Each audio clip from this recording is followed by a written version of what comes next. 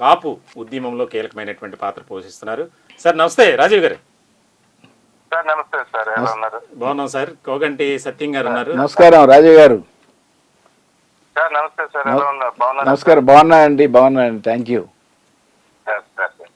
Sir. చెప్పండి, అంటే ప్రస్తుతం రాష్ట్రంలో రాజకీయ పరిస్థితులు కాస్త మారుతున్నాయి, సమీకరణాలు కూడా వేగంగా పుంజుకున్నట్లు కనిపిస్తుంది. ప్రధానంగా కాపు సామాజిక వర్గం అంతా కూడా కూటమికి కాస్త దూరంగానే ఉన్నారని చెప్పుకోవాలి. ఈ ప్రస్తుత కాలంలో ఇప్పుడున్నటువంటి పరిస్థితులు రాబోయే రోజుల్లో కూటమి బలపడటానికి దోహదపడతాయా, లేకపోతే కాస్త వీక్ అవడం అయ్యే అవకాశాలు ఏమైనా కనిపిస్తున్నాయా? మీ అభిప్రాయం ఏంటి సార్? ఇప్పుడు వాళ్ళ విశ్లేషణలోనే వాళ్ళకు ఉన్న ఇంటెలిజెన్స్ రిపోర్ట్ ప్రకారం రూరల్ ఏరియాస్ లో పార్టీ వీకెన్ అయింది.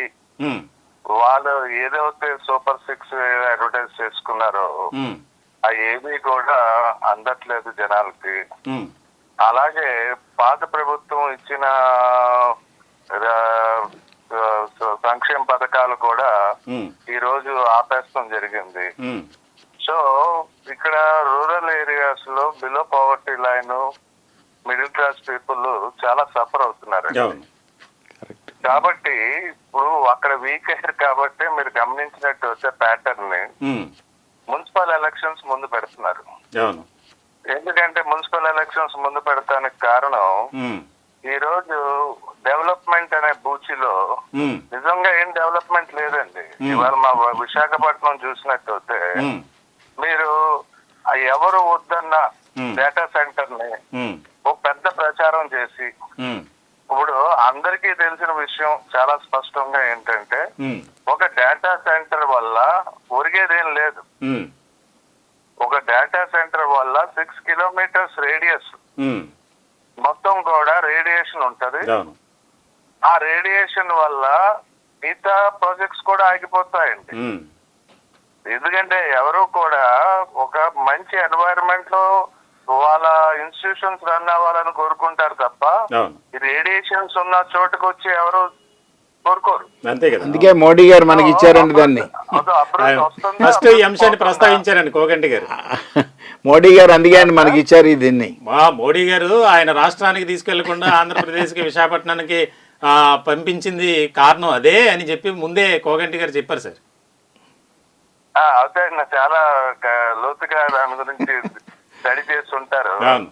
సో అది ఇవాళ మాకు అభివృద్ధి వస్తున్నట్ట, అభివృద్ధి అడ్డుతున్నట్ట ఒకసారి ప్రజలు కూడా ఆలోచిస్తున్నారు. రెండోది, ఇప్పుడు దాని వల్ల రాష్ట్రానికి ఒరిగే లాభం ఏంటి అంటే, ఒక సంస్థ వస్తున్నప్పుడు ట్యాక్స్ రూపంలో అన్నా రాష్ట్రానికి డబ్బులు రావాలి, లేదంటే ఎంప్లాయ్మెంట్ క్రియేషన్ అన్నా ఉండాలి.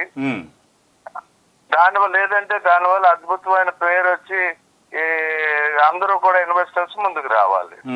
ఇక్కడ ఇన్వెస్టర్స్ ఆగిపోతారు, ఎందుకంటే because of the pollution. Employment కూడా పెద్దగా రాదు.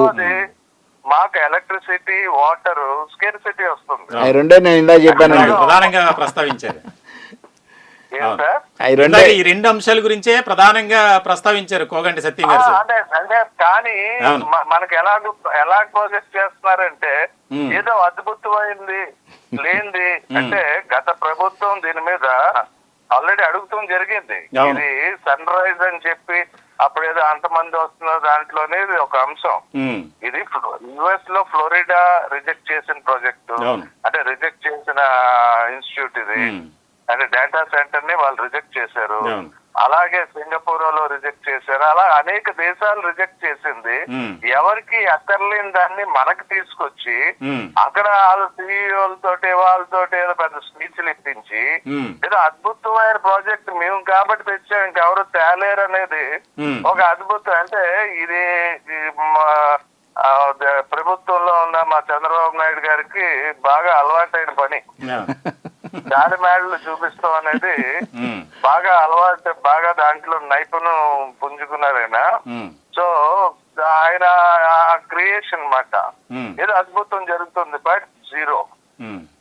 అంటే ఇప్పుడు వాళ్ళు ఏ ఆలోచనతో ఉన్నారు అంటే, మనం ఇవన్నీ కూడా జనాలు నమ్మేశారు కాబట్టి మనం అర్బన్ దాంట్లోకి వెళ్తే, అంటే అర్బన్ ఓట్ బ్యాంక్ ఉంటుంది. ఉమ్. ఆ అర్బన్ ఓట్ బ్యాంకు మరి జనసేనకు కూడా కొంత అర్బన్ ఓట్ బ్యాంక్ ఉంది. అవును. వాళ్ళ మీద సవారీ చేసొచ్చు ఉమ్. ఇది మనం చేసిన అడ్వర్టైజ్మెంట్స్ తో అని అనుకుంటున్నారు. ఉమ్. బహుశా మున్సిపల్ ఎలక్షన్స్ కి వాళ్ళకి తెలిసిపోతుంది. అందుకు ముందు మున్సిపల్ ఎలక్షన్స్ పెట్టి ఆ రిజల్ట్ చూపించి రూరల్ ఏరియాస్ లో కూడా సైకాలజికల్ గా అడ్వాంటేజ్ పొందుదాం అనేది ఒక థియరీ. Okay sir. సో దాంట్లో మీరు నిజం చెప్పినట్టు అయితే అసలు ఈ అన్ని ఒప్పందాలు కూడా ఎలాగంటే they are supposed to build a power, అంటే ఒక పవర్ ప్లాంట్ కట్టి ఎలక్ట్రిసిటీ వాళ్ళు తీసుకోవాలి, కానీ అది జరగదండి. ఇప్పుడు నిన్నటిగా మీరు చూసుకోండి, ఎయిర్పోర్ట్ కి ఈ ఎయిర్పోర్ట్ ఉంటది ఇంటర్నేషనల్ ఎయిర్పోర్ట్ మాత్రమే అని చెప్పి ఈరోజు సడన్ గా మూసారు. ఆ రోజు లాస్ట్ రోజు సంస్థతో మరి వాళ్ళకి మంచి రిలేషన్షిప్ ఉండాలి అంటే ఇవాళ ఎంట్రీ మన ఇటీవలే ఒకటి వైరల్ అయింది. టాక్సీ డ్రైవర్ నేను తీసుకున్నది 700 600 అడుగుతుంటే ఎలాగనని. అలాగా ఈ టాక్సేషన్ విపరీతంగా, అంటే కార్పొరేట్ సంస్థలకి అసలు ఒక సంస్థ పెడుతున్నారు అంటే ఆ సంస్థకి ఆదాయం వస్తే కదండి ఒక కంపెనీ ఎవరన్నా పెడతారు.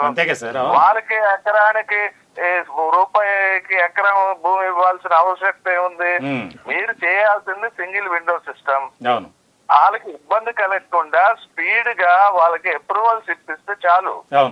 వాళ్ళే అడగలేంది తీసుకెళ్లి పరవానాలు పెడుతున్నట్టు అడగలేని వాడికి అరే ఆకలి ఉన్నది నాకు భోజనం పెట్టమంటే పరవానం పెడుతున్నట్టు ఉంది ఇది.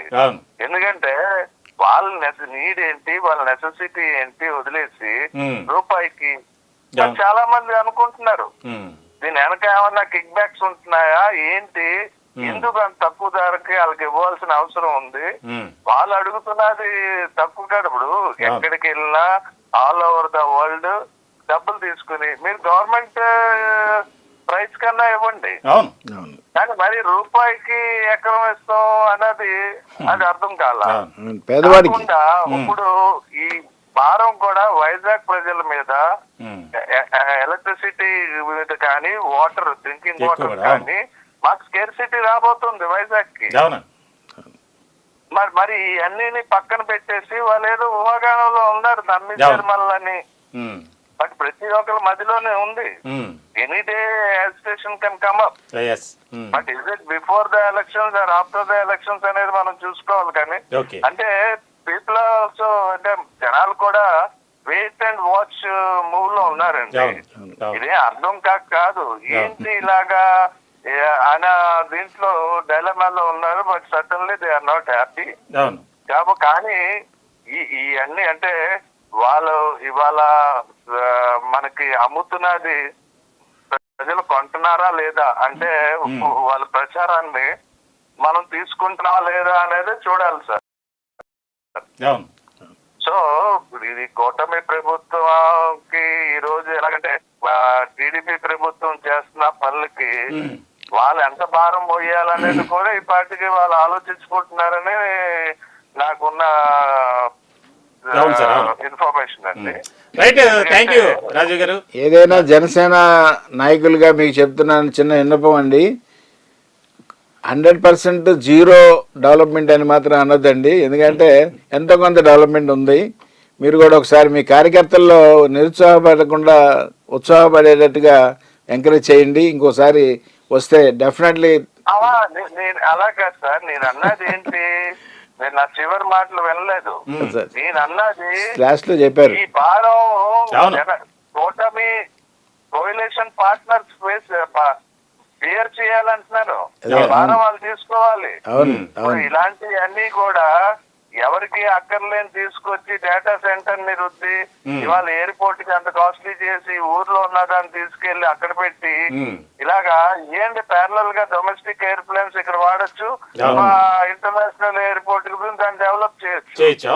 అక్కడ దగ్గర ఉన్న శ్రీకాకుళం వాళ్ళకి, విజయనగరం వాళ్ళకి అది అవుతే ఇక్కడ ఉన్న అనకాపల్లి వాళ్ళకి, తునోళ్ళకి, వాళ్ళకందరికి విశాఖపట్నం ఎయిర్పోర్ట్ ఉపయోగపడుతుంది.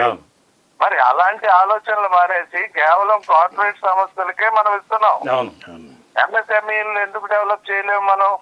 ఇప్పుడు MSMEs are the backbone of the country. అవును. ఎవరికి అర్థం కావట్లేదు. అవును. ఇలాంటి చిన్న ఇన్స్టిట్యూషన్స్ కి మనం ఏమి ఇవ్వకుండా ఇవాళ కార్పొరేట్స్ కి మాత్రమే మేము ఉచితంగా భూములు ఇస్తాము అంటే ఖచ్చితంగా it is going to back fire. Back fire అయినప్పుడు ఎవరి మీద పడుతుంది? నేను జనసేన గురించి ఏం మాట్లాడలేదే. నేను మాట్లాడింది ఈ ప్రభుత్వం తీసుకున్న నిర్ణయాలు ఈ వీళ్ళకి కూడా మీ జనసేనకు కూడా భారం అవుతుందని చెప్పాను. అవునండి. అది మీరు ఇవాళ గ్రహించి మీరు దాని మీద చర్యలు తీసుకుని మీరు దూరం జరుగుతారా లేకపోతే వాళ్ళు మందలిస్తారా అది మీ ఇంటర్నల్ ఆస్పెక్ట్, దాంట్లో చెయ్యాలి. కానీ మనం ఈ రోజు దాన్ని పట్టించుకోలేనట్టు అయితే అది 100% బ్యాడ్ రిఫ్లెక్షన్. అవును. రైట్, థ్యాంక్ యూ రాజీవ్ గారు మీ అభిప్రాయాన్ని తెలియజేసినందుకు.